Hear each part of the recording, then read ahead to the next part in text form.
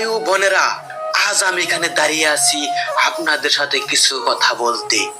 আমি একজন আসামের বাঙালি মুসলিম সম্প্রদায়ের মানুষ, বা কেউ কেউ বলে মিয়া সম্প্রদায়।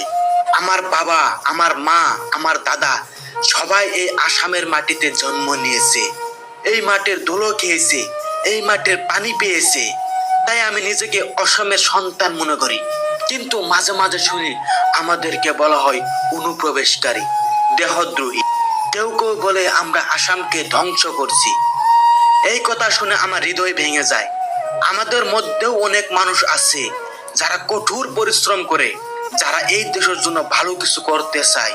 আমরা সবাই চাই এই সমাজে শান্তি আর উন্নতি। আপনি কি জানেন আমাদের মতো মানুষই যে এই মাটিতে ধান চাষ করে, মাছ ধরছে, গরু পালছে, যারা সকালে সূর্যের আগে উঠে কাজ করে,